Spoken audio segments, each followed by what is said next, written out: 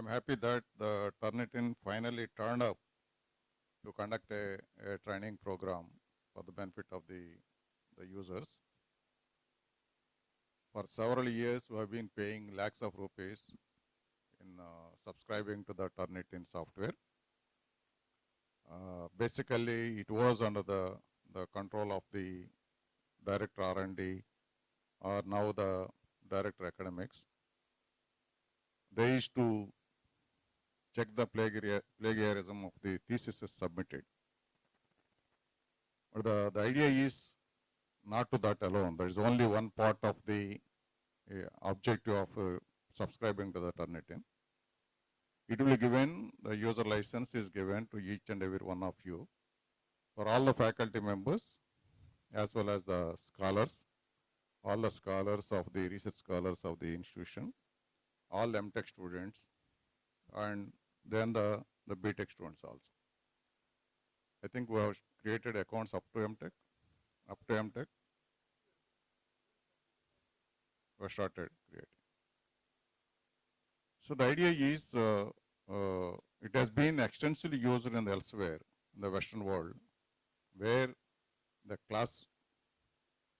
classwork assignments are also being checked with the Turnitin software for the plagiarism. It is a serious issue because I know my niece who was a student of the UCLA, one of our classmates has copied her assignment, and then the teacher has awarded 0 marks for both the students. Then my niece went to the faculty member, proved herself that she has submitted, and then her classmate, with good intention, she shared, and she has copied and submitted the work. So then the proper marks are being given to my niece, and then the 0 marks were awarded to the next person. So not only that, sometimes they will cancel the admission also. That is just in a course, one assignment. For one course, one assignment, if somebody is copying, that is the seriousness at which they will try to look into that. So whatever we are going to submit, it should be of a originality. Then it's slowly picking up in India. Earlier, even the IITs, NITs are also, they're not serious about looking at the software-based plagiarism checkup. Now it's slowly picked up. Almost all IITs, NITs, they made it mandatory. And now it's extended to all the educational institutions. Even though it is a little costly, there might be some alternative solutions. But the question is, plagiarism check is a mandatory now. Now I understand for PhD is 30%. As of now, 30% is going to be drastically reduced to 10%. Okay, in the next revision. So plagiarism commonality or similarity index, it should be less than 10%. We are slowly going to extend this to check the plagiarism.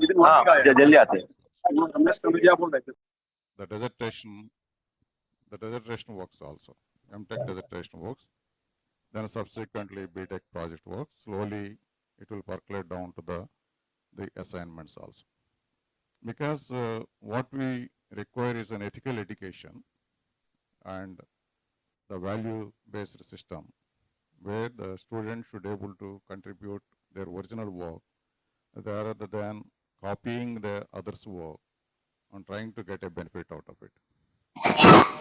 In India also, we have started, you might have observed that the works which are being copied are being deleted because about 13 years back when I went to Germany on the day of landing on the Germany, Berlin, then I saw a news article. One federal government minister was sacked. I'll try to find out what is the reason. He was a doctorate. Somebody has proved that he has copied somebody's work and it's not referred properly. The work of the other researchers was not referred properly in his thesis. So it was proved, then the university has cancelled his PhD degree. And because of that, he is forced to resign from the ministry post. And the punishment is in his lifetime, he cannot contest for any public position. That's the severity at which the Western world is looking at the plagiarism. And slowly it picking up the awareness here also. Now in NIT Warangal also I could see one or two of my colleagues who have not properly done that work, అందరికీ కూడా the ఏవో big ఎన్ని black mark, importance ఇస్తున్నారు. and it's kept into campus their కూడా personal వాళ్ళేమో files. It's a permanent black mark campus into their personal file. సెల్లో And మన such campus people who handle are not చేసాము. given, who are not considered అంటే feedback in for the best portal అనేది faculty use చేయలేరు. awards. Campus కూడా Whoever subject wise coordinating the best faculty awards, when I could see that is extraordinary. He got more than 80% of the marks based on the evaluation criteria for the award of the best faculty.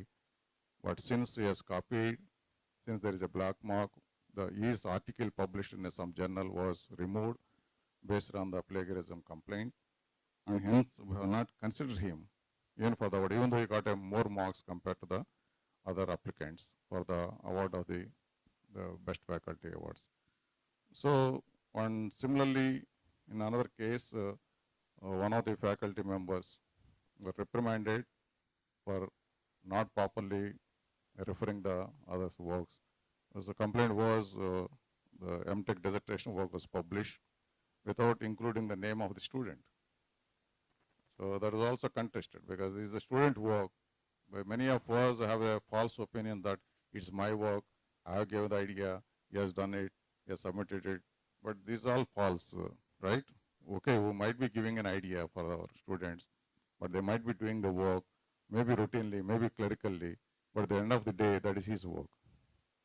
But who are the supervisors or the thesis supervisors? So we have to give a due acknowledgement to the student. We have to give the proper weightage for him, and his name should be there first.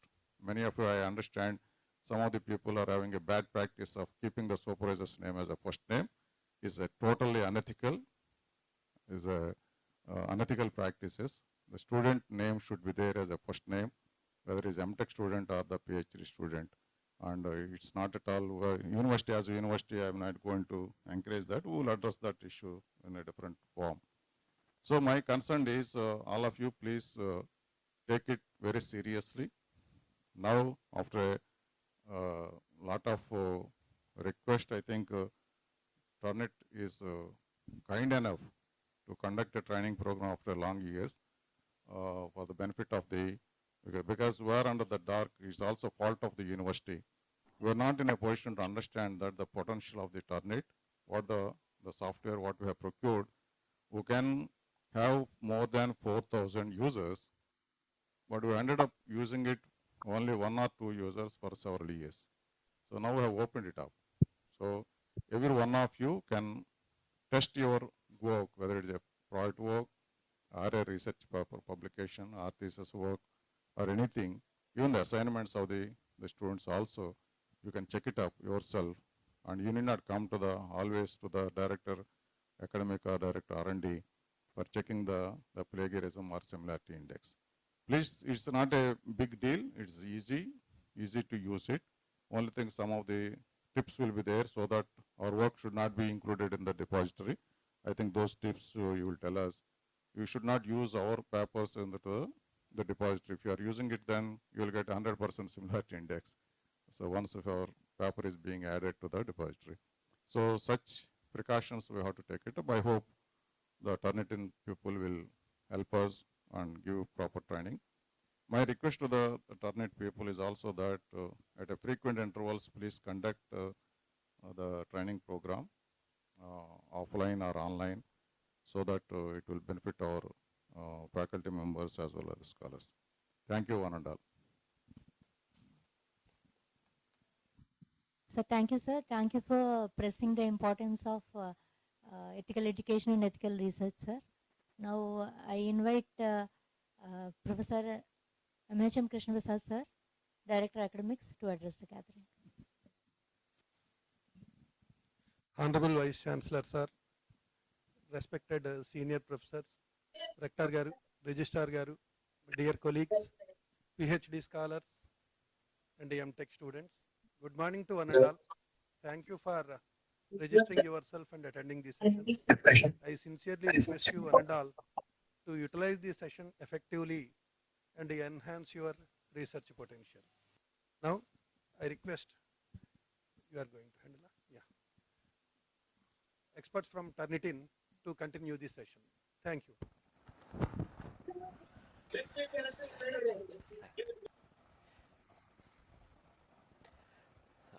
we'll go to the presentation.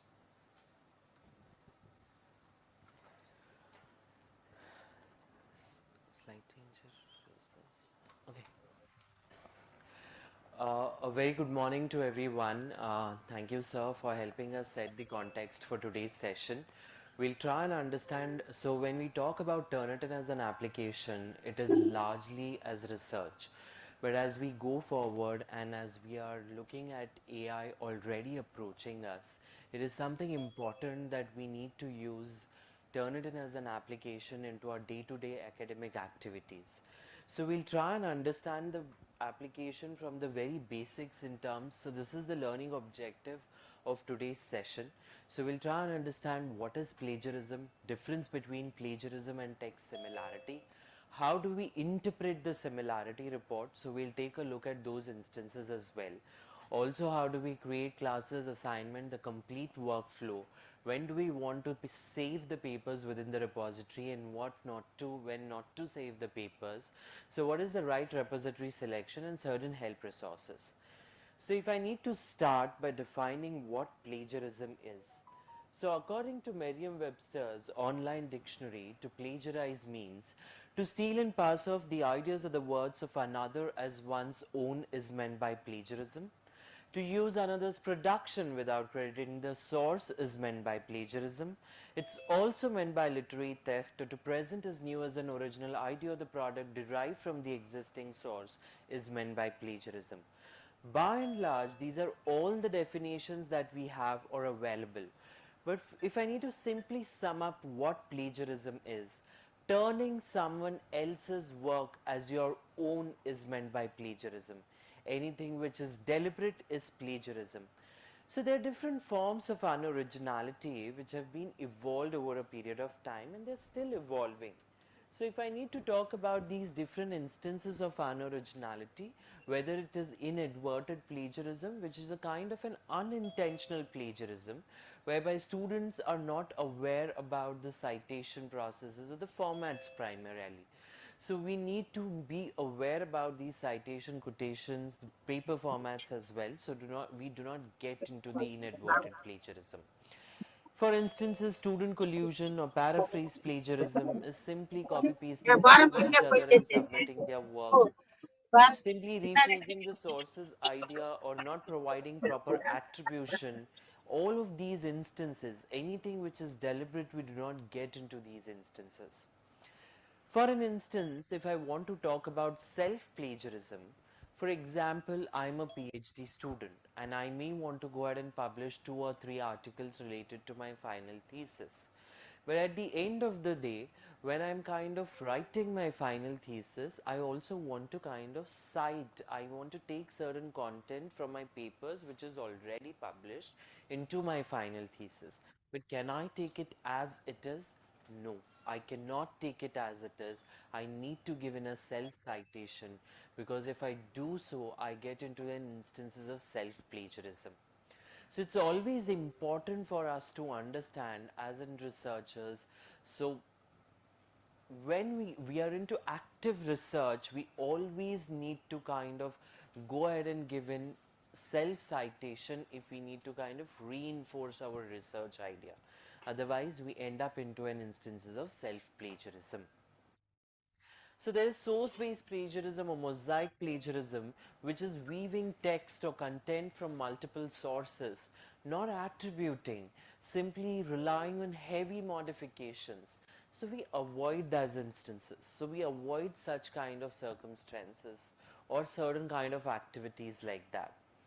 So then manual text modification is trying to mislead the plagiarism tool itself by adding ad hoc characters, changing the font color to white, which is not visible to a normal eye, are borrowing certain characters which are similar looking like English but not English. So we'll see an example of this manual text modification when we get into the live interface. So then there's data plagiarism or software based text modification, again using text spinners, falsifying, fabricating the data. Contract cheating is again one of the which is kind of evident in higher education for us, whereby we as researchers are outsourcing our work to certain SMEs in the lieu of money. And that particular work is represented as our own within the institution. So it's important for us to understand that copy paste, yes, but more to copy paste, these are the forms of unoriginality which we avoid and which will lead to the instances of plagiarism. So as we're discussing these forms of unoriginality, when we talk about the evolution of academic misconduct, so over the period of time, as the technology is growing more and more sophisticated, for us, it will be no longer important that we only check the end product, but grade the students on their complete writing effort, or rather on their efforts that they have put in to accomplish the writing. So since the era of 1998 or 1999, the dot-com boom that we saw, and now the latest form of unoriginality is AI writing. We are not saying that we shouldn't be using AI, but it's important for us to understand that we need to use AI to enhance our work rather than to misuse the technology. Citing a small example, at our undergraduation, faculty members are giving us the class assignment, homework assignment, so that we are strong on our fundamentals. We can go ahead and perform either at our end semester examination or at the workplace.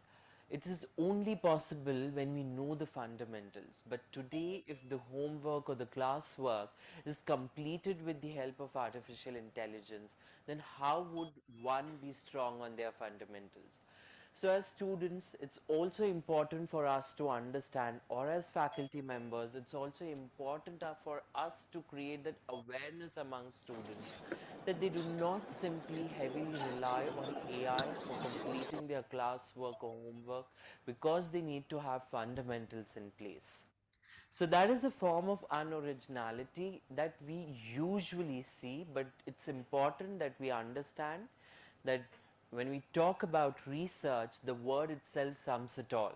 Research is adding new to the existing knowledge. The responsibility lies with us as researchers, not with AIs and technology. So again, reiterating, use the AI as technology to enhance your work, but not to misuse the technology. And when we talk about why Turnitin, so why Turnitin is being used across all the institutions to kind of check the similarity. Why most of the organizations rely on Turnitin for their integrity verification. For any anti-plagiarism tool, database becomes the backbone. That is the power that the database has. So if I talk about TEP, which is 47 billion languages, uh, 190 million published work, or 1.9 billion student papers. Quality association with top 10,000 journals, trusted partnership with Crossref, with Core, 28 years now. And then if I talk about the content, whether it is books, journal, conference proceeding, preprints, patents, student papers, the purpose of this slide over here is the papers that have been uploaded and checked for similarity are crawled against this huge range of repositories which necessarily not meant to be plagiarism, because plagiarism is always identified by the reviewer, by the subject matter expert, or for that matter faculty members. And when we say reviewers, they can also be students in the very first place. They need to review the similarity report. So as we have understood about what is plagiarism, So let us understand the difference between plagiarism versus text similarity. Plagiarism without credit or attribution is plagiarism.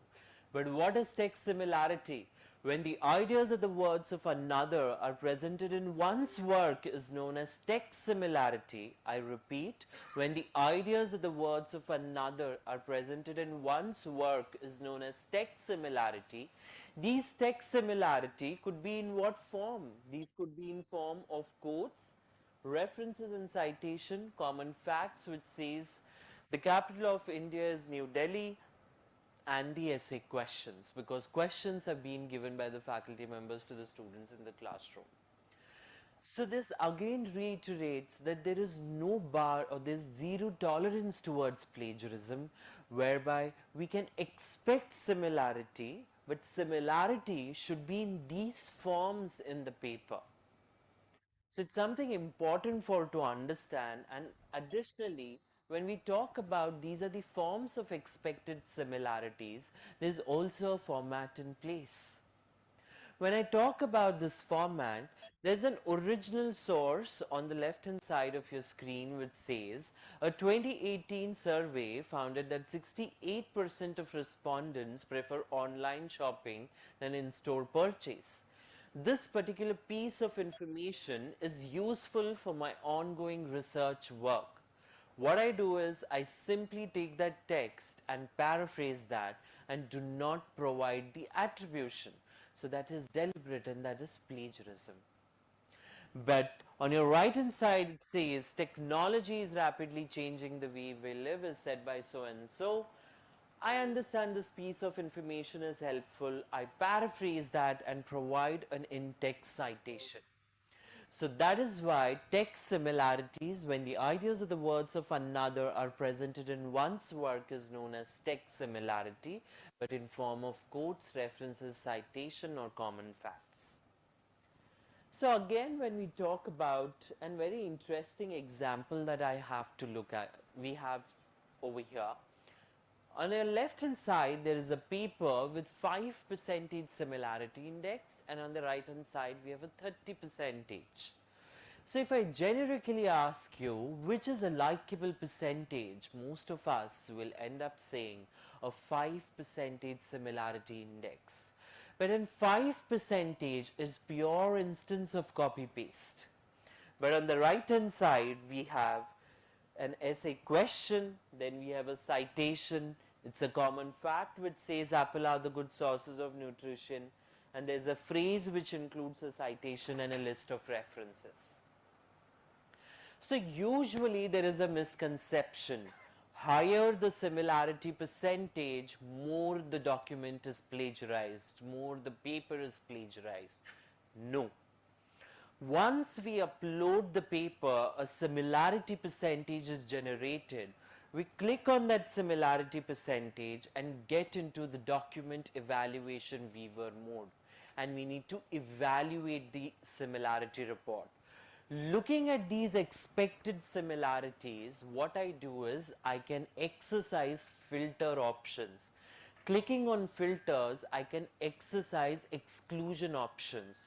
Click on the filter, then look at the exclusion of quotes, bibliography, citation. Can I exclude as it is? No. We need to always refer to the institutional policy. Why am I saying institutional policy?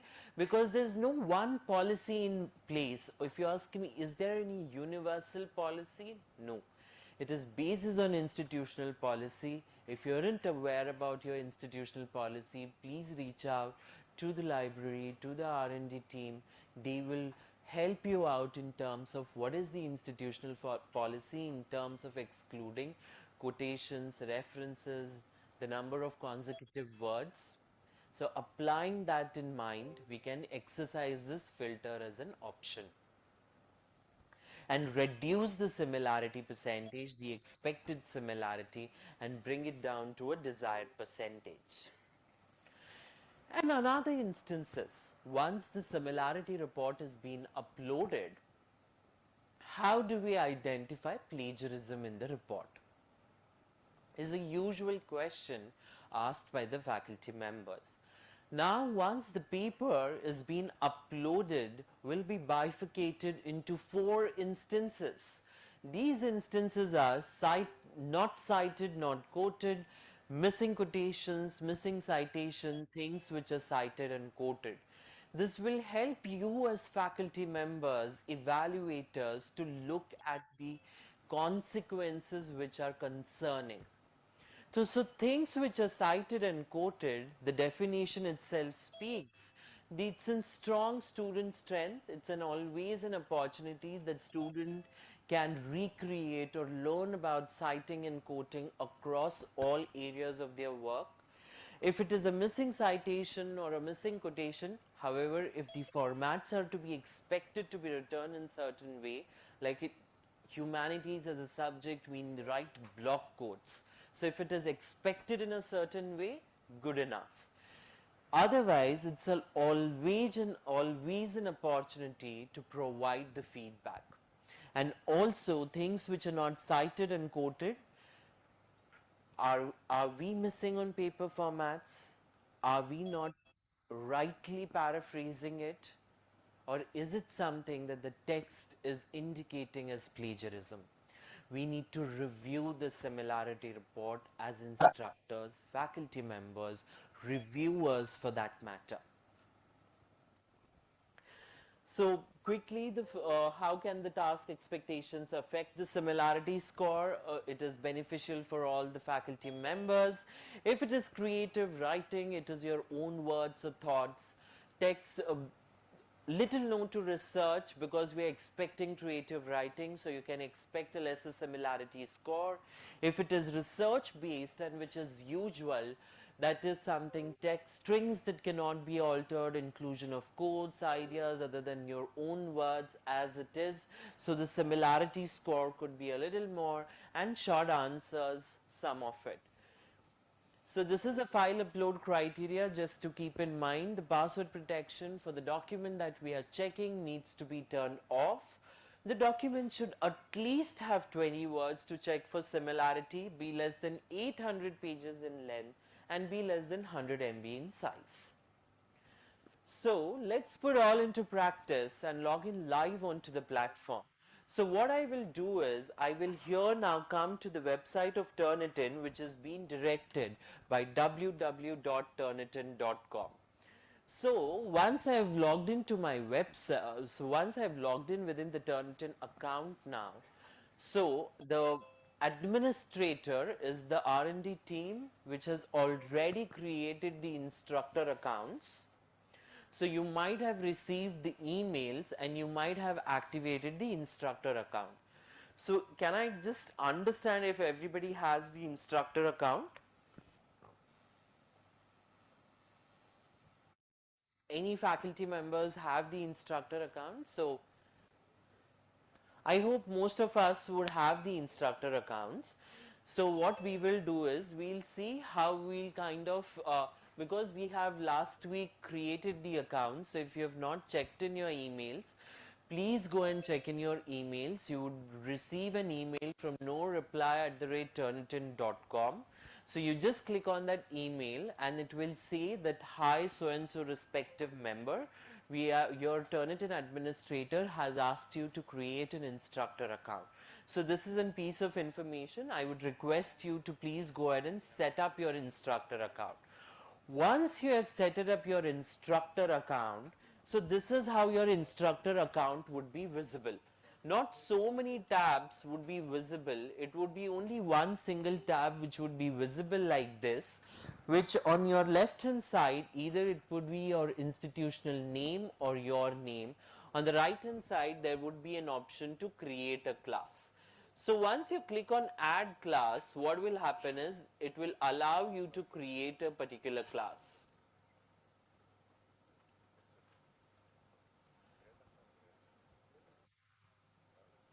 So once I click on add class, there are two options. One is a standard class and another is a master class.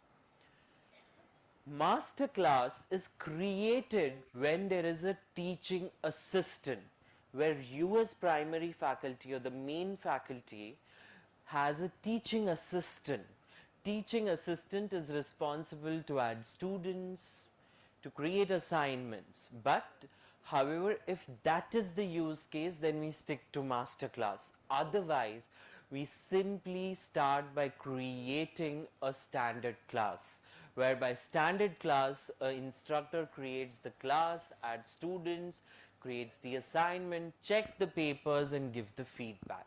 So it's important that we start. So again, the recommendation remains that we start by creating a standard class.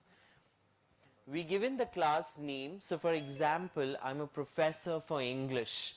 So I can always go ahead and give in the name that I as a professor will identify, or anything which is identical. So I say I teach English as a subject.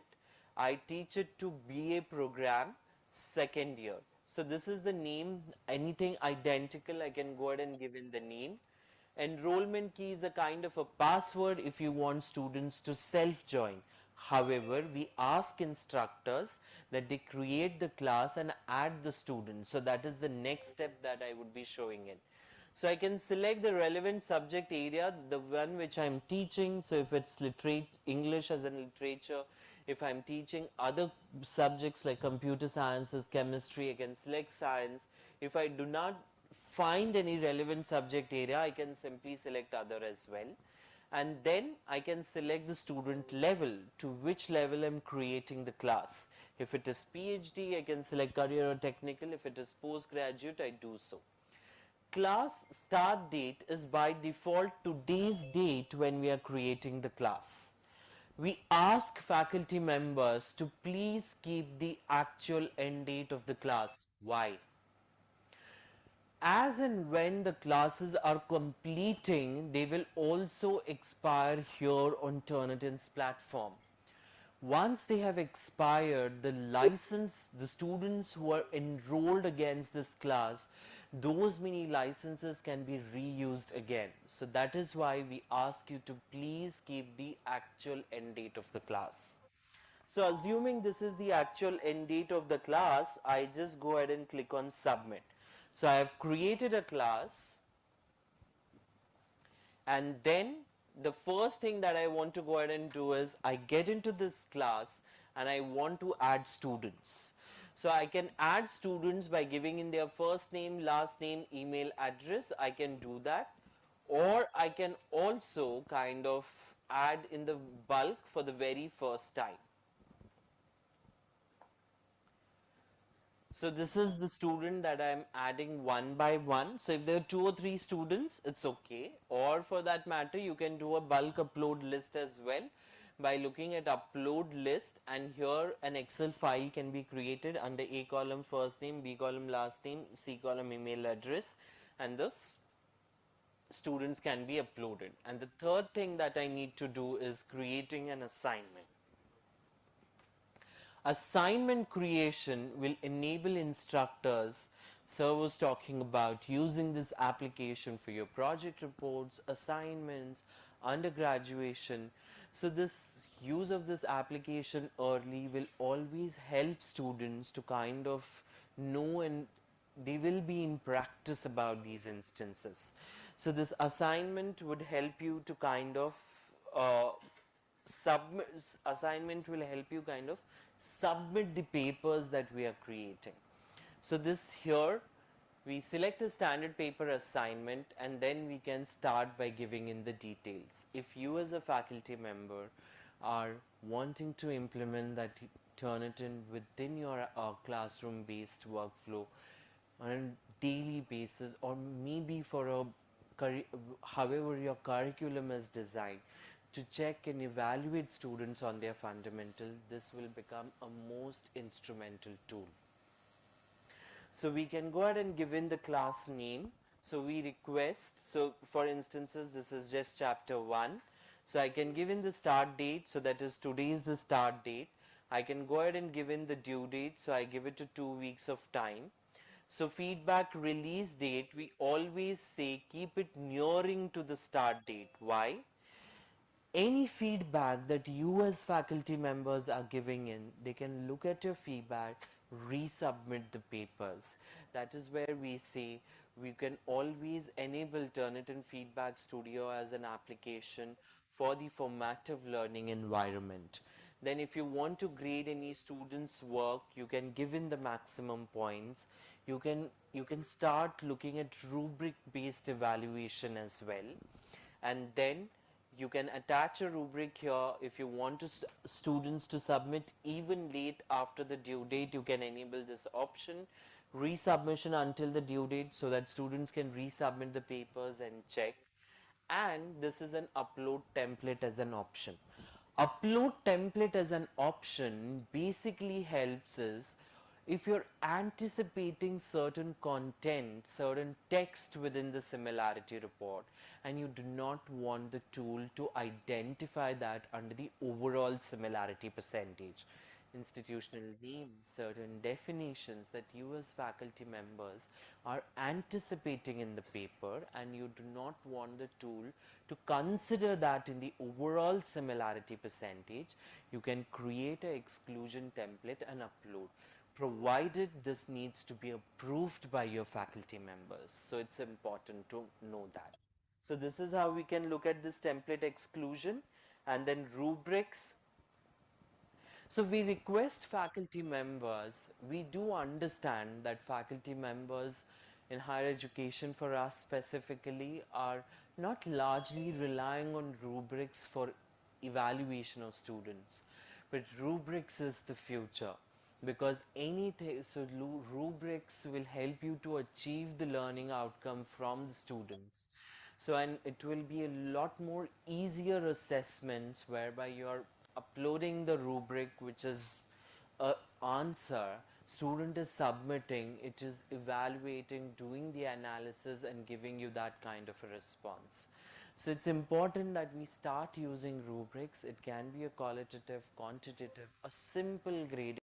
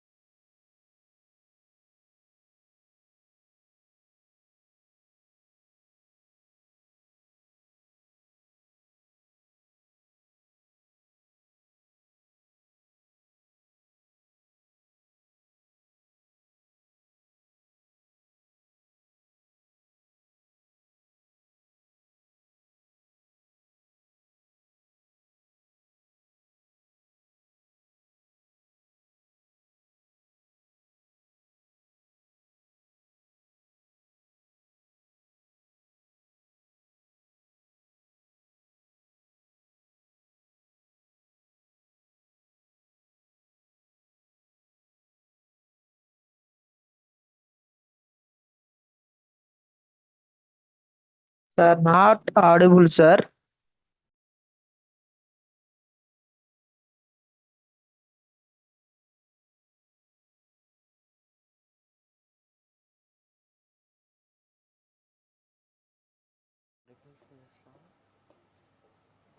Take the questions on integrations, no? They have Moodle integration questions, in case of any queries. Yeah, now?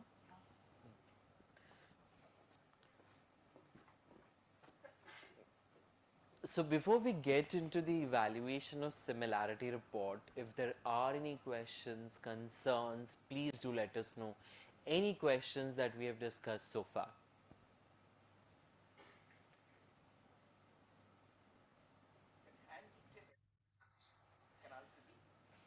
Up to now, not audible, sir. How can I ask my questions?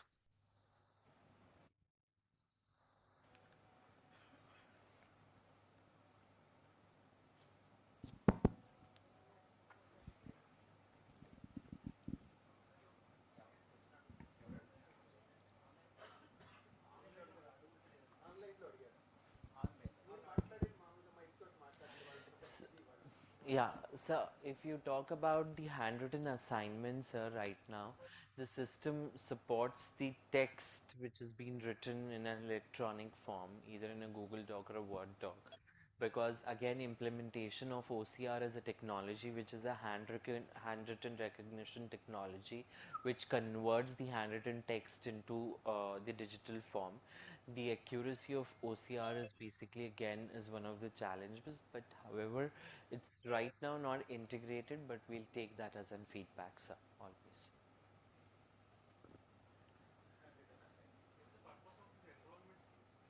So the purpose of the enrollment key is a kind if you want students to self-join a class.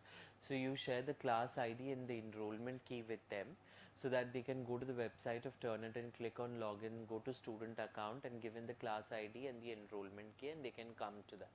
However, what we say is that you create a class and go to students as a tab and add students either if there are two or three you can add them one by one, or if they are bulk upload you can do that.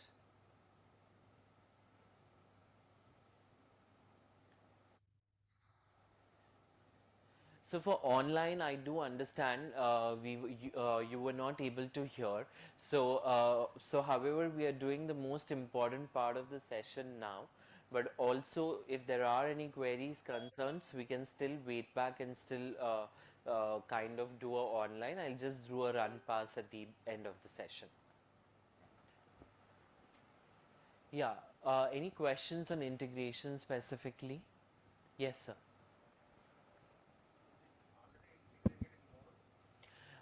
So no, what we need to do is if it's an institutional access for Moodle, what you can do is you can simply go ahead and look for a plugin, and we do an LTI 1.3 integration. So so this has a setup at the back end. So you just need to call the APIs between your institution and Turnitin's account, which are related to your institution, and it can be integrated into Moodle. So this can be accessed directly via Moodle and not necessary to separately log in into Turnitin. Will the Moodle classes will be mapped to your classes? Yes, that is So possible. fields are same. Fields Yes. are same. Yes, a Moodle classroom will be mapped to Turnitin, and there when you're creating a course, you can select creating Turnitin assignment, and this would be available even there for you. Thank Yeah. So it's just that the Moodle LMS administrator and the Turnitin administrator need to once sit together and get the system integrated.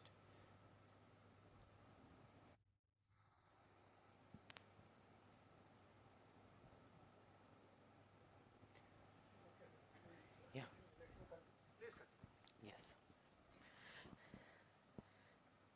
Yeah, so what we have did it just to recap quickly. So we have spoke for the benefit of audience to online as they were not able to hear. So we spoke about what plagiarism is. So we spoke about the definition of plagiarism quickly. Yes. Yeah, we can, sir.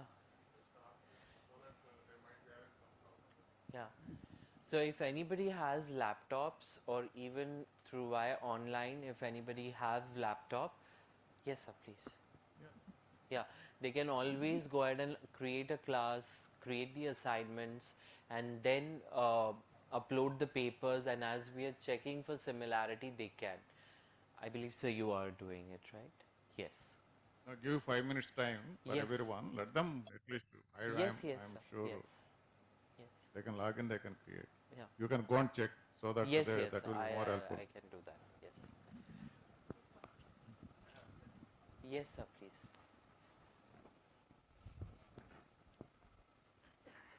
So when the document is added to repository, Yes.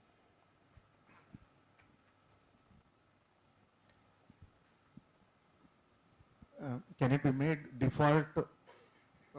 You can make it as default, it won't add to the repository. So for Once the grading is completed, Yeah. the instructor will add it to the repository. Can it be made like that? So for the very first time, you just need to select do not store the submitted paper, and then the same set of settings would be reciprocate to the assignments that you're creating every time. So for the first time, you need to select do not store the submitted papers. Otherwise, we will have a lot of issues to retract the paper or to take the paper. So we just select do not store the submitted papers, which would be a lot more helpful. Mm.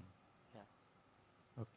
Okay. Can it be allowed only at the instructor level, not with the student level? Yes, the assignment setting is at the instructor level only, because class is created by the instructor, students have added by the instructor. So if you have integrated this with the LMS, these steps are eliminated. You directly go to the assignment creation.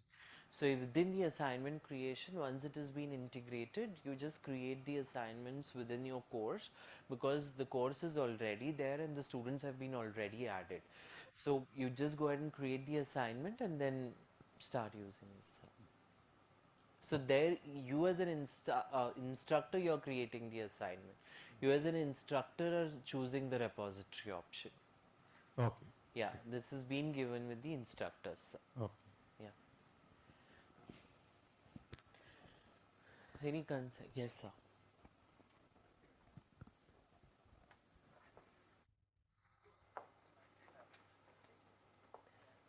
Yeah, so you will have to click on the class. Yes, click on. Yeah, you just click here on the class.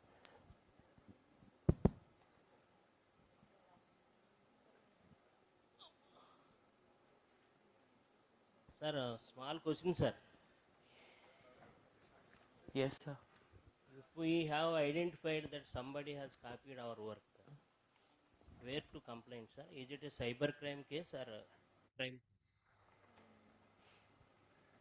Sir, if somebody is Let copied us your, suppose yeah, I have copied your work. I have tested you have tested my work in your account. right, sir. That I have copied your work. Where you have to complain? I would just request the faculty members to respond to this question. Yes. Is it a cyber crime case or I would just request the seniors to take up please, this please, question. sir.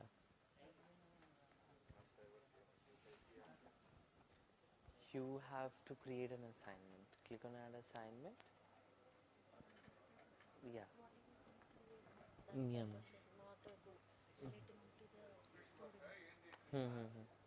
So you can add yourself as an instructor, ma'am. So he says that if you identify certain text which has been copied, where do you complain? Whether it's in cybercrime or you need to create the assignment. We share our experience at NIT Warangal. Yes. We realized that some students who came to our laboratory and requested us to visit our So you section can even library. the, We have a in division library, title, like our start date, department due date, library. as I We have told. a Report library for each settings, you section. just keep it as do not Transportation store engineering the we used to have a submitted section. papers. Yes, that is the option that you need to select. Then they copied the work, You can please click on assignment details and just create copied the the MTech assignment dissertation first. work, they went and submitted Awesome. the work. Based on that, they published a work, paper. Who came to know that, then we asked those people, contacted Then them, log in here. because they're also It will be small circle, na? You know the professors also. Who told them that your Standard student option. has copied. Probably you know that whether the teacher has encouraged them or not. We are not sure. Giving a benefit of doubt, we asked him to withdraw that paper. In fact, I threatened him. If you are not withdrawing, I am going to complain against you to the publisher as well as to your management also, institution management also. Then the another case, recently, I think before I joined here, we have conducted an international conference and papers were published in a Springer. Then one person complained, I think from some professor from Delhi, has complained that so-and-so author has copied our work. This is our original work. Then again brought to the notice of the publisher. The publisher has withdrawn that paper. So if it is a journal paper, probably you have to represent to the publisher and you have to prove that that is your work. And also you have to prove that that is the paper, what is published is copied from your work. Then they will react.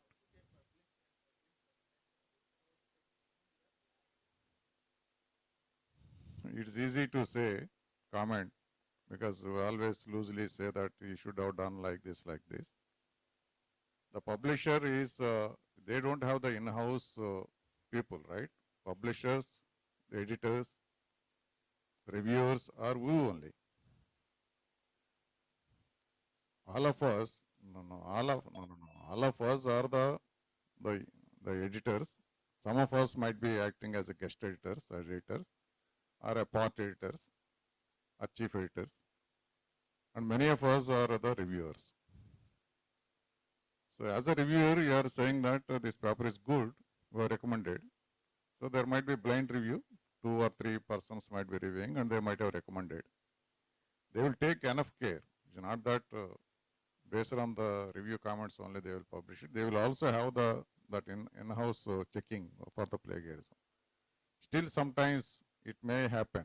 For example, you have guided MTech dissertation work. You have not published. I copied and I published it.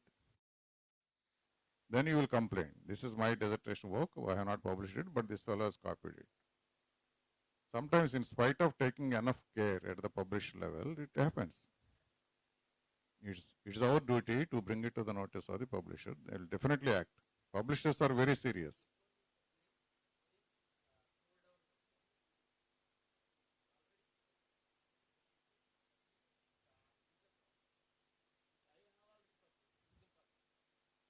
Yeah, as long as your work is there in the database, yes, he's saying, there's a 1.9 billion papers, student papers, about so many millions of books, etc. If it's not there in the depository, sometimes they may miss it. But we have to respond. Now the institutions are also very serious. So if they know that their publishers are also informing to the directors or the vice chancellors. So one such, that's what I said, I quoted earlier. One of the publishers informed our director saying that so-and-so paper is being, receiving a complaint. Is your faculty member? Then the director also initiated an action. So that also happens. So publisher not only will not keep quiet, not only warning the one, and in that case, I think the publisher has banned that author, saying that for the next 5 years, we will not publish any of your papers. So there are stringent measures, and also you lose the value, right? You lose the dignity and reputation among the academic circles and research circles.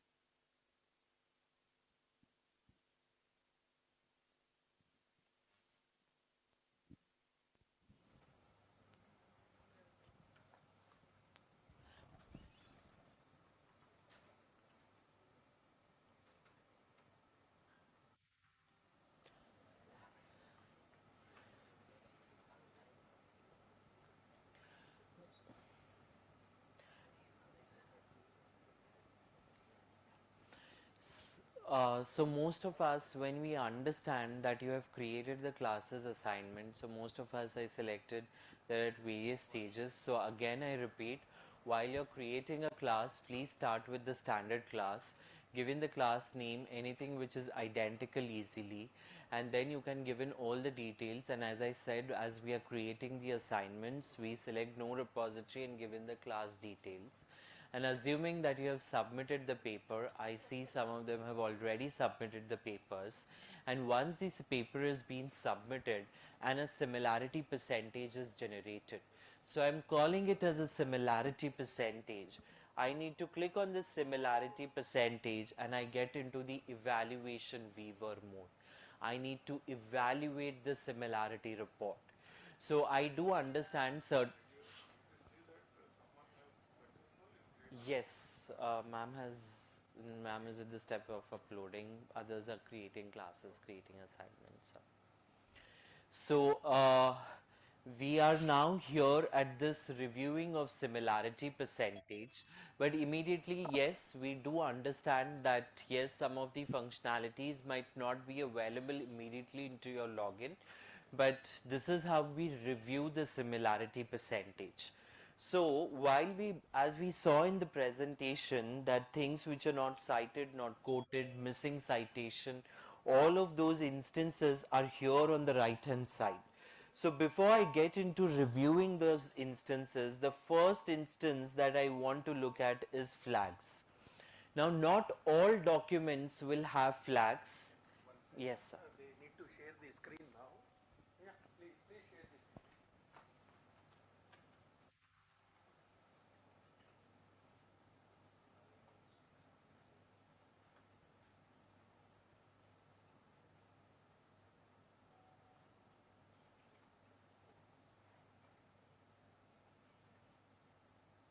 Can share the entire screen because I keep changing from one. Entire screen. Entire screen, sir.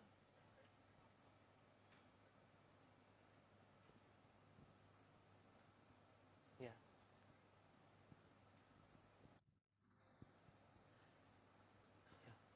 So now not all document will have flags. At times there would be also false flag if there are mathematical tables, charts or formulas.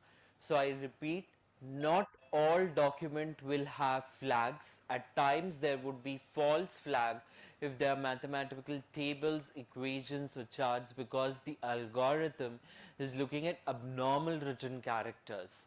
Because again, those characters should be expected for us, but it is flagging. If those are false flag, we choose to ignore those. Not all document will have flags. At time there would be false flag, we choose to ignore. But if there are any instances like this, we may want to go ahead and review them first. If I click on the hidden text, the tool will take me to that part of the document where there are hidden text. So what has happened over here is they have added an additional character between the spaces and changed the font color to white, which is not visible to a normal eye. So for instances, if I uncheck this option, this particular text, environmental pollution, is the introduction of harmful substance into environment, which can cause damage. So this particular text is available on certain source, whether it is in a book or in a certain website. To make it unique, what they have done is they have added a letter X between the spaces and changed the font color to white. So the system is reading this as environmental X, pollution X, so forth and so on. That's why this isn't considered, because such content is not available on any of the sources. To make it unique, they have done it like this. So this isn't available on any of the sources, so it's not considered an overall similarity percentage, but system is smart enough to highlight these instances under hidden text. Another common instances is replaced characters. characters which are borrowed from Cyrillic Greek or Latin languages which are similar looking like English, like burning fossil fuels and deforestation increase carbon dioxide in atmosphere. This makes sense because we are reading this as English, but there are certain characters which are similar looking like English but not English. These boxed characters are borrowed from Greek as a language. So it's important for us as students also to understand, or instructors as also to understand, that we create this awareness among students that these are the forms of unoriginality. This is usually a manual text modification trying to mislead the plagiarism tool. So we avoid these instances, unethical practices, and involve ourselves into original writing, original thinking. So once we have reviewed the instances of flags, then what we do ahead is we go ahead and review the overall similarity percentage. While we are reviewing the overall similarity percentage, there is this things which has been put up in bifurcations. Like if I click on these instances, things which are cited and quoted, I see a definition which has been put in double quotes, a necessary citation is being given. Then there are block quotes and the list of references at the bottom.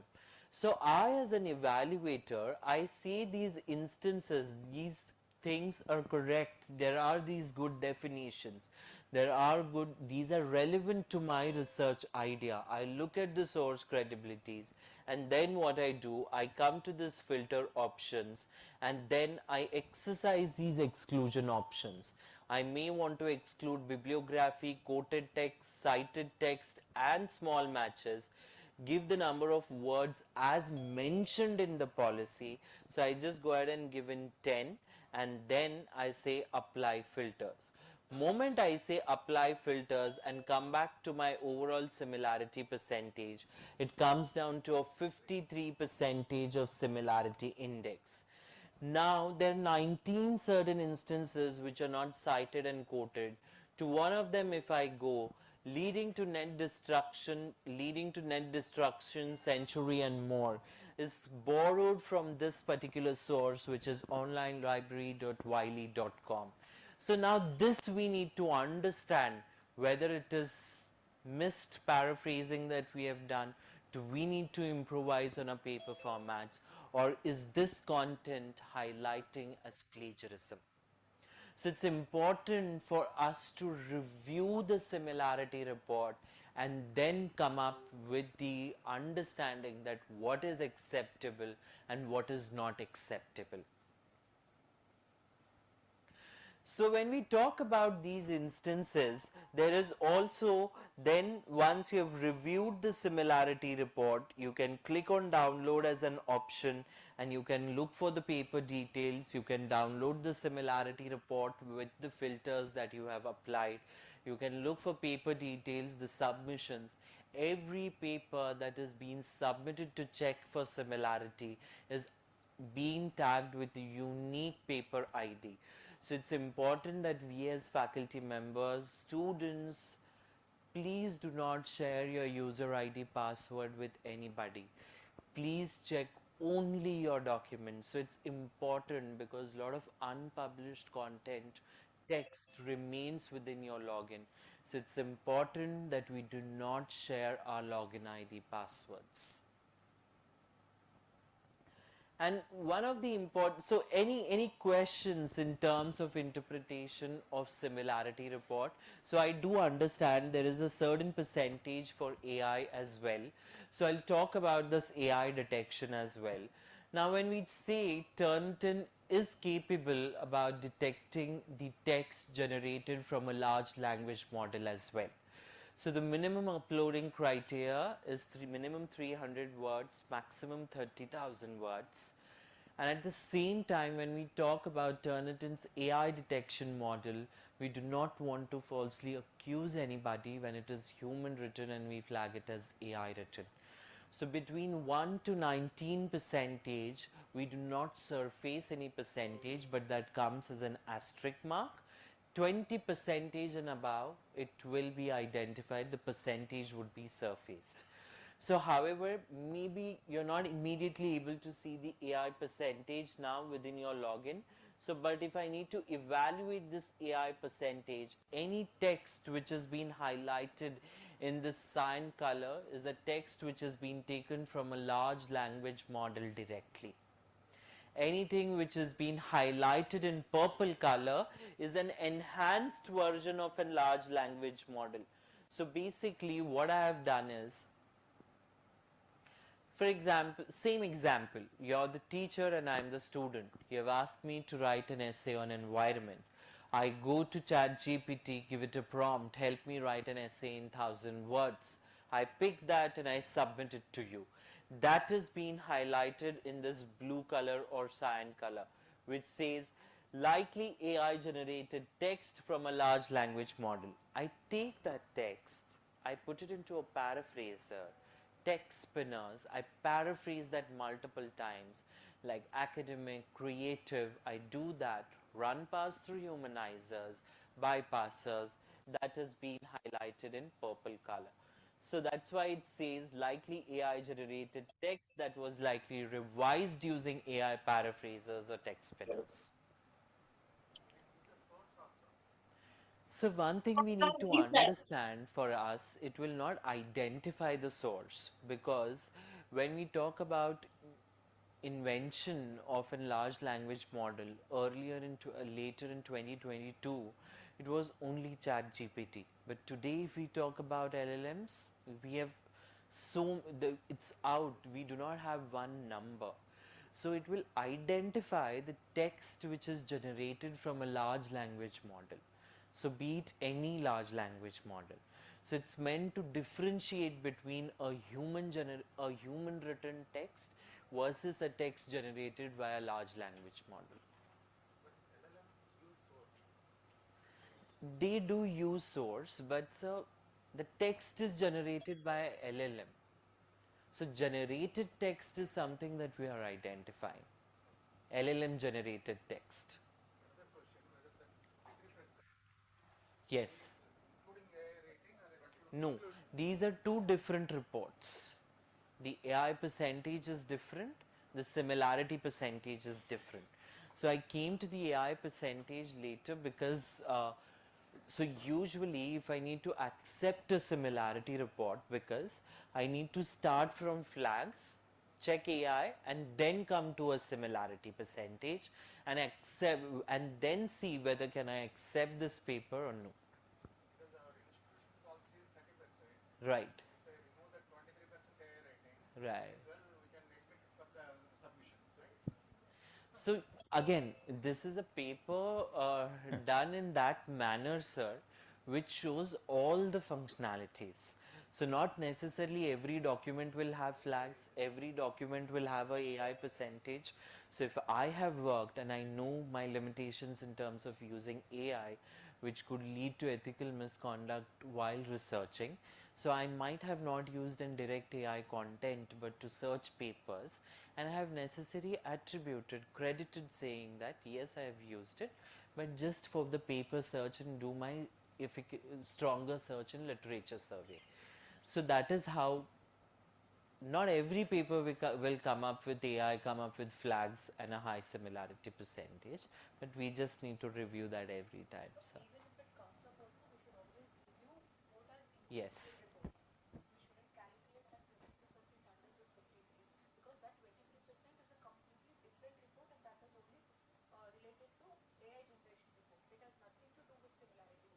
No, while arriving at 53%, whether I included AI writing or not, No. that is my question. Okay.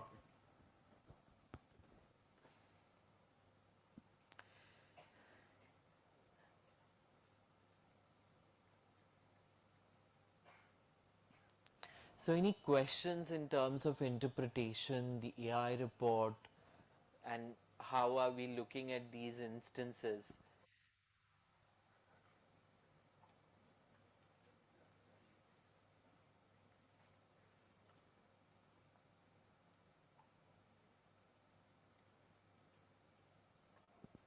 Yeah. So we are here, so we can always go ahead and take the questions. So when we talk about the future assessments, for us one thing to understand is that when we look forward, AI is here to stay. AI is here to stay, so what we can make or do make sure that is we are ready to embrace this change. And when we talk about embracing the change, we may not have immediately institutional policies or governing policies around AI, but always what we can have is around academic integrity policies from we can have in classroom academic integrity policies. Also in terms of setting up what is expected, what is not expected, also giving those prompts, assignments which are personal citation stories, which are personal learnings that can always be a part of our teaching instances within the classroom. And also when we talk about what has been our approach to ensuring the integrity of global education, so how are we innovating with clear focus, or at the same time, what is our grounded research in partnership with educators and the solution that is being built to end users? So when we talk about end users, those are faculty members and teachers at the end of the day. So one of the future assessments that we talk about is Turnitin Clarity, which is bringing transparency to students' writing process. When we talk about clarity as a functionality, usually there is a usually that we have heard about how do we want to go ahead and integrate AI into education. We want to go ahead and integrate AI into education, but how do we do it? So how do we do it basically?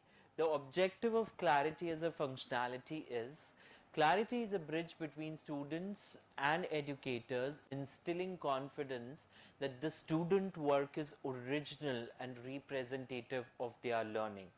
So what happens is, and the purpose that I'm kind of informing this over here is the assessments, the future assessments will scale up to this kind of a technology, whereby the students do get in certain help of citation, grammar within the composition space. But what is there for an evaluator to evaluate? So this also comes up with Turnitin's AI assistant. So we have seen the instances of flags, AI writing, and the overall percentage. But with clarity, we get these instances of report writing. When we talk about this report writing over here, on the left hand side is the complete student submission here. This is a student submission paper. On the right hand side, I get into know the writing trends, like what are the typed words, pasted words, what are the removed words. It's a kind of an instance of a metadata that the system will exhibit. To know this metadata much better, there's always a visual reference also the system would give in, which will also give in a complete video playback that how the student has spent writing over the assignment. So this is a complete video playback to this method. To support this metadata, there would be a complete video playback which would be available.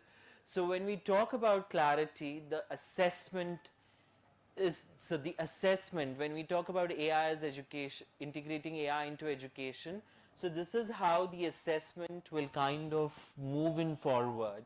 So I do understand as it is reaching session 1 over here at the bottom, I see a large chunk of text which has been pasted from this source. And I understand the final word count is the final word count is so much, and the total writing time is only 1 hour 2 minutes. There are 10 sessions, as in 10 times, which have been logged out, logged in, and most importantly, an AI. That how do we integrate AI into education? So this can be one of the examples, like based on the instructor instruction outline the assignment topic. So it has informed, like, define life skills in 21st century. You can look for life skills in management education. Then it has talked about critical thinking examples, empathic thinking examples. Then it has then there is a prompt by a student. Can you suggest some research papers based on life skills? So it has said, search for this particular author on Daniel Goleman, look for business emotional intelligence. So it is suggesting the papers. And most importantly, when we talk about using AI into academics, it is not writing but evaluating your writing and suggesting prompts. To improve your writing, you can read this particular paper, you can read this particular article, you can mention about this particular policy like pre-implications, post-implications, so that your paper can be more factual. And then what I have asked is, can you help me write this complete assignment in 1,000 words? So it has responded that I noticed that you're asking me to write this complete 1,000 worded assignment, which isn't something I'm supposed to be doing it. So it's not writing any content at the end of the day, but guiding students to achieve the learning outcome and looking at the integration of AI into education. So then there are certain instances which I've done a APA format, and then that I've looked out for kind of citation assistance, then I've asked it to kind of put my references, citations into alphabetical manners, so it has done that and suggested and helped me in doing that. So it's important that how we use these LLMs into our research, into our academics. So it's important that we tell students that they use AI responsibly, because at the end of the day, they should be knowing the fundamentals of the course that they have enrolled to. One point, one place you have shown removed words. What is that? What is the meaning of removed words? So I've pasted and I've removed the word. Yes. That will also improve. Yes.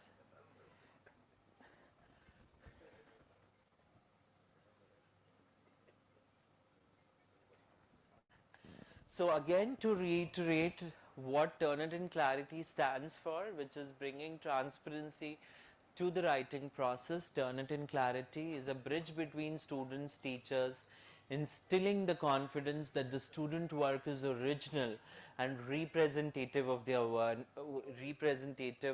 learning. So it's important to understand original and representative of their learning. With Turnitin Clarity, yes, for students, empowering students to write with confidence, knowing their work will be assessed as authentic, helping determine if the work meets integrity standards by the institutional data, backed by the data, enabling instructors to integrate AI into education, keeping critical thinking in place, having the genuine learning to help students to use AI transparently. So when we talk about with Turnitin, everyone in education can use technologies like AI to advance learning with the benefit of academic integrity. And even Quality Assurance Agency for Higher Education has posed both challenges as well as opportunities. Challenges are linked with the academic awards. So it's important for us to understand that when we are into academics, we make sure that we are not practicing anything which is not acceptable. And at the same time, when we say discover the Turnitin difference, Turnitin, we do understand, we are understand the problems of instructors, administrators, and the students in the education today. It has been a long-standing history for the kind of deep experience and a trusted partnership for more than 15,000 institutions globally. So we do understand how do we need to go ahead and value, because when we talk about our mission, it is about achieving the learning outcome. So breed broader assessment tools of formative learning expertise, be it unmatched education expertise or seamlessly integrated into your workflow of LMSs, and then comprehensive content, human-centered AI innovation, which always highlights the future ways of assessments. Resources, At any point in time, whatever we have discussed today in terms of creating classes, creating assignments, how do we interpret the similarity report? You can always go to help.turnitin.com and look at these instances one by one. So that is always there. Please know who is your administrator of the university, important. And another important point, point is about not putting your papers into repository. So it isn't that difficult to select the repository option while creating the assignments. It is something that you always need to go to report settings, need to select, do not store the submitted papers. So just 1 or 2 or 3 things keeping in mind will always help you to upload papers and check for similarity. So this is what we had planned to present, but if there are any questions, concerns, we are always here to free to discuss. We can take it up now as well.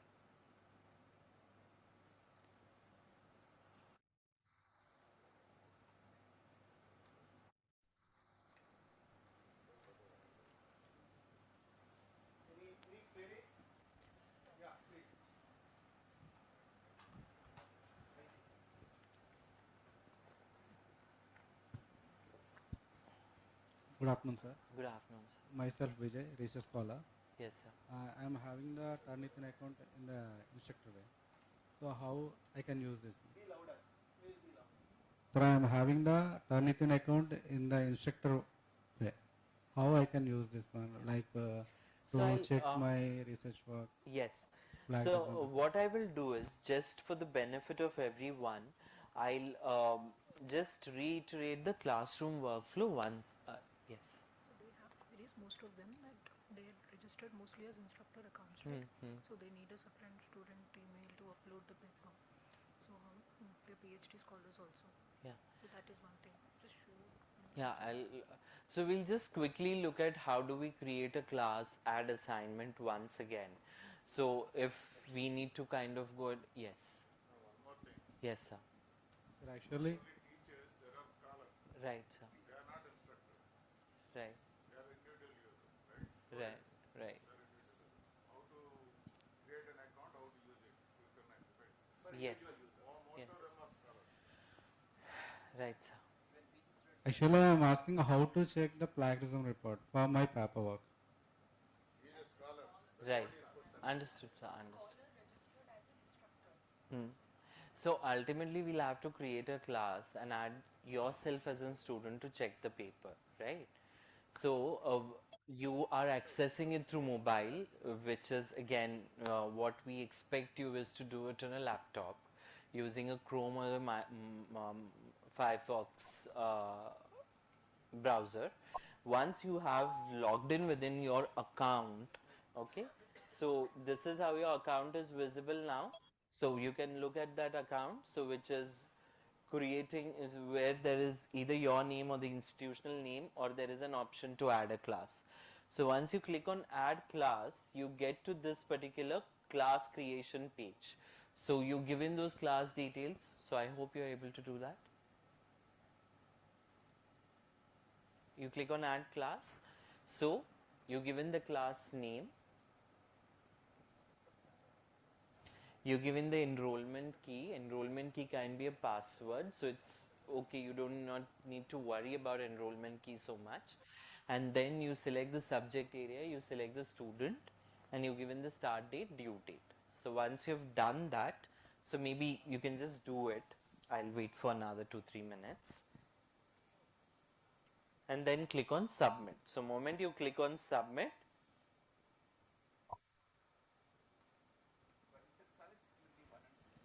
yes, it's the same, sir. It's the same process. You get into that class, then add yourself as a student, create an assignment, and submit the papers. Can I try now? Yes, yes, please. Thank you. Yes.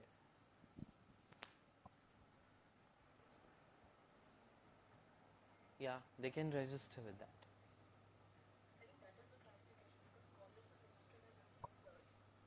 Yeah, yeah, they can.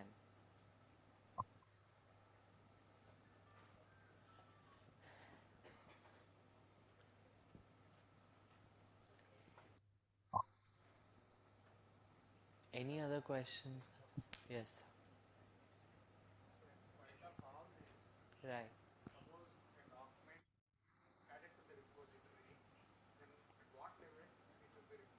It will be removed with the instructor's help, sir, administrator's help, sir. So you need to either raise a paper deletion request or you simply go with the student email ID. You go with the student email ID to the admin account. They will go to manage submissions. They will input your details and get the document deleted from the repository. So how can he get the access to the repository? Because So administrators have enabled with the rights. so he can only withdraw View the the paper ID uh, and delete it from the repository. It won't add it to Turnitin repository. No, sir. Huh? No. Once you delete it, Okay. yeah, it will be deleted from the repository. The administrator. Because this case came once Yeah. when I was the director. Right.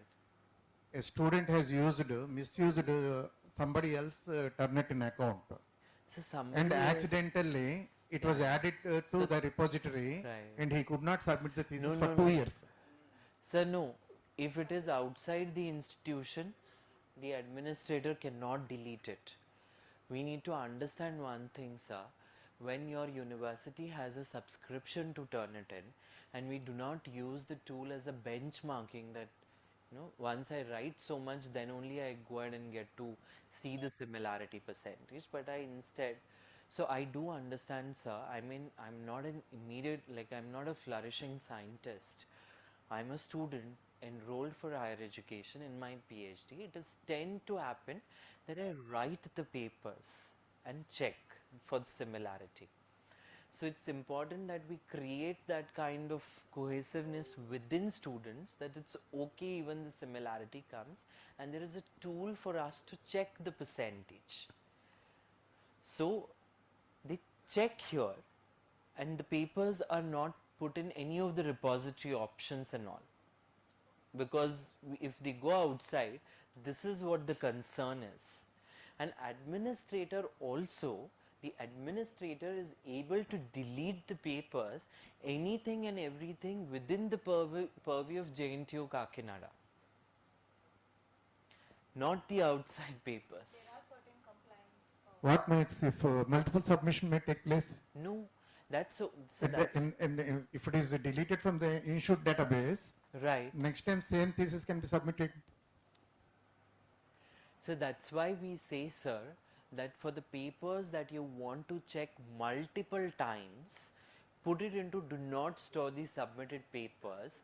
Once your papers is approved internally, externally, once the assignments are approved that you do not want the upcoming batch to copy the same set of assignments, then you go ahead and put that in general Turnitin repository, the work will be safeguarded. So even if I pick sitting somewhere in Pune, it will highlight it as it's a student paper of JNTU Kakinada. So that is the purpose of putting it into the repository as well. But once it is approved, you do not need to do any work on that piece of research, that piece of write-up, then you can go ahead and safeguard that. But till the process, do not store that submitted papers till it gets approved. Once it is awarded, we can add it to the repository. Repository. We have to do it. Yes. Right.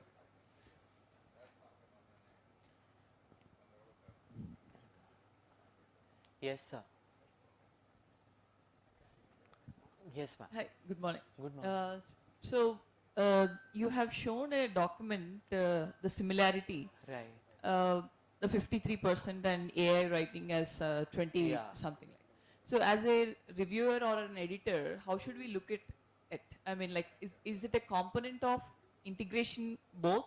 Ma'am, Like- one thing for us to understand is AI report is a separate report and the similarity report is a separate report. I totally understand. So how do I accept the paper is first look at the flags, then look at the AI percentage, and then go ahead and look at the overall similarity report. look at the expected similarities, exclude the expected similarities using the filters, and then see where the match is coming, and then if that needs to be changed, I need to change it before it is out for publications. So overall similarity also includes the AI writing? No. AI report and similarity report are two different reports. So the evaluation parameter is check flags first, then the AI percentage, and you see that AI percentage too high, and as an editor you do not accept it. You stop reviewing there and send the paper back saying that it's too high on AI percentage. Okay, fine. If at all the percentage is lowered by the student and again submitted with different versions. Right. So when we go for a general repository, Right. will that AI will also be in this part, or it is an integration of both, or it will be a separate unit? That's That is what I'm saying, ma'am. It's two separate reports. AI report and similarity report are not a similar report. Even if you're putting papers in the repository, it will compare it to the earlier submission which is saved in the repository. AI report, one thing we need to understand, AI will not have any repository. That's what sir was asking, will it show any resource? No, it will not show any source. Why? Because it is a text which is generated by a large language model, and AI detection is built in such a way to identify or to differentiate between a human generated text versus a large language model. Thank you. So you can always, Santoshi, if you can just help in terms of creating classes, assignments, add students. Sir, good morning, sir. Please, if you could come here. Yeah, you can come here. Yes, sir, please. Sir, I uploaded a paper, sir. Ma'am, I'll just come back. Sir has a question.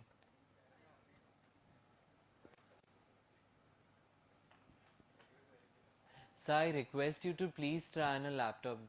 Santoshi, he has to try on a laptop. It cannot happen on mobile. Please try on a laptop. Sir, I uploaded a paper, sir. Plagiarism was 9%. Sir has one question. I'll come back to him. Tell me how many documents can I verify for text similarity and the validity of the login?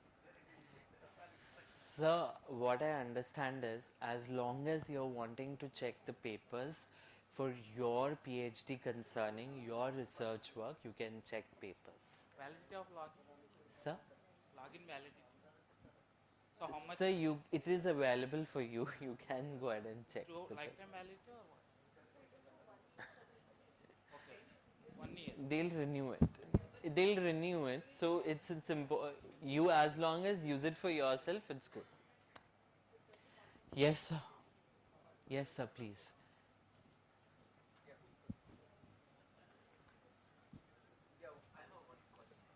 Yes, I'll. Sir, one small observation, sir. Yes. You see, whenever we have generated the plagiarism report now, sir, in the last page, there will be 3 options: exclude bibliography, exclude quotation marks. So some universities are keeping them as on, some universities are keeping them as off. So which one is standard one? That means which procedure is followed in IITs, NITs and universities? Yeah, sir, we are not the right people to speak about the policies. So as I say, sir, so it's important for us to understand there's no one universal policy. So it's always important that we look at our state, what the policy of our own university. So I'll just quickly come. Yes, ma'am. Right. It was a text similarity 9%. Yes. Right. Yeah. So at the moment it would not be available. Yes, sir. Please.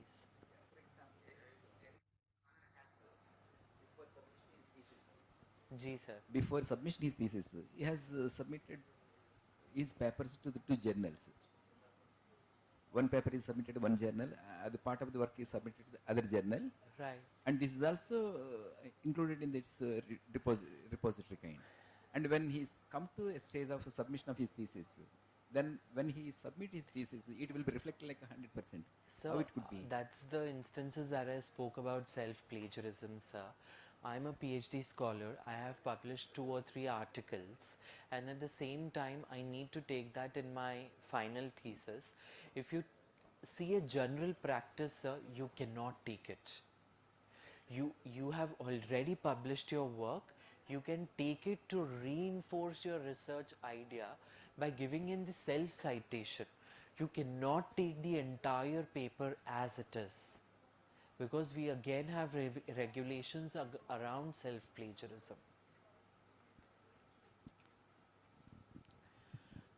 Yes, sir.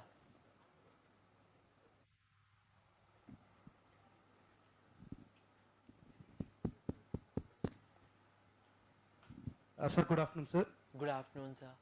Sir, I upload in AI generated file, sir, in assignment. The But AI would not come in right now if you're asking about the AI percentage. no, sir. I can upload in AI generated file, sir. Right. But it can show only similarity 44%, sir. Yeah, so you're asking me, you've curated a paper which which is a AI generated, and now it's not showing for AI generated, right? It can be show 100% similarity, but it can show only 44%.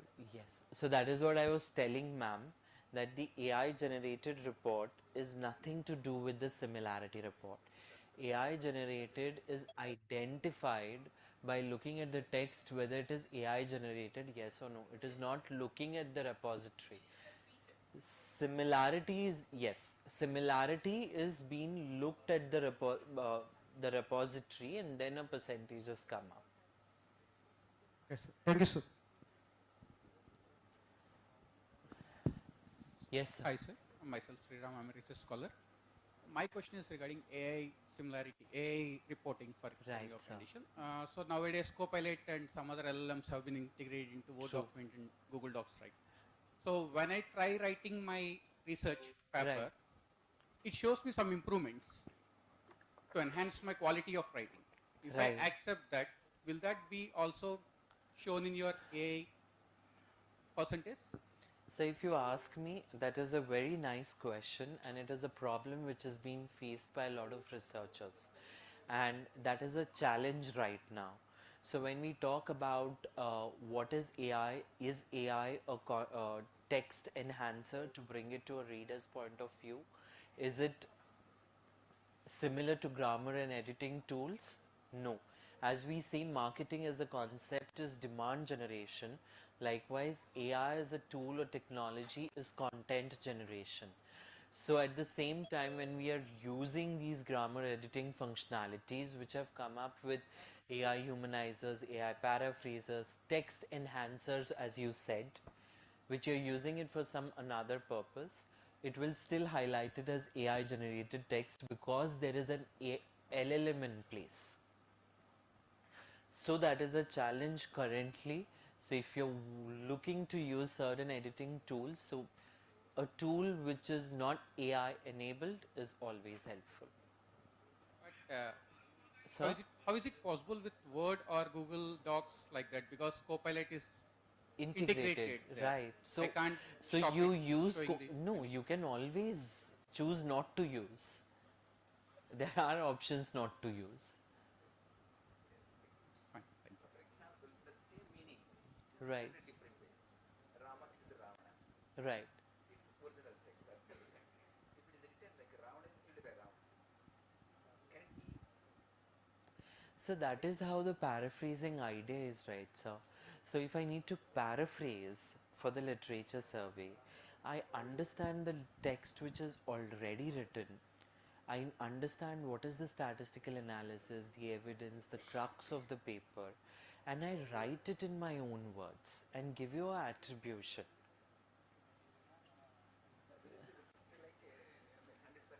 No, sir, why would? As long as you have written, no. So, Meaning the same concept. It's so for example, there is a paper. So for example, if we talk about a favorite destination, and I say our favorite destination is Goa. So I go to all classes, and there is a paper which we have written and tested, sir. So I get into this particular class and I see a paper. So now, sir, we've together been to Goa, but you write it to yourself and I write it to mine. Does that mean it should show up as a match? It will not show up as a match, sir. As long as you have written with your own words, the percentage is a minimal. It's okay, sir. We are writing about Goa only. But you're writing it yours and I'm writing it mine. It's okay. Sir, so it's about stealing when, if you're not attributing it. I'm attributing it and telling this is relevant to my research idea. Then that is intentional, sir, and that is plagiarism. Yes. Yeah.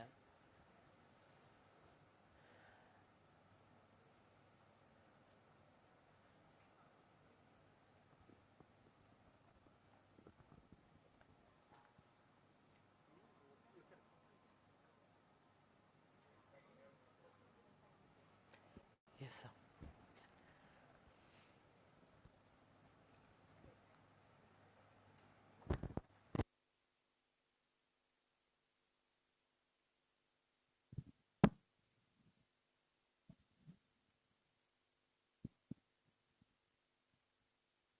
Thank you, Gautam and Santoshi, for pinpointing the importance of database in plagiarism and similarity score, and instructors login and issues pertaining to the instructors login also, and using the Turnitin clarity for the students.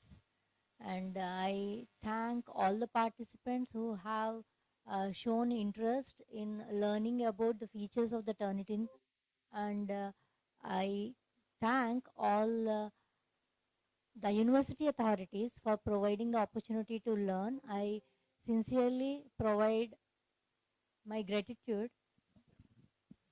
Our sincere thanks to IT, right? They made it possible because we have transmitted this in YouTube also, first time, directly, and for providing all the facilities. Lot of scholars came from different places. Thanks a lot. Utilize efficiently, enhance your research outcome. Thank you. Thank you, one and all. Our special thanks to resource persons from Turnitin. Okay, we'll keep in touch.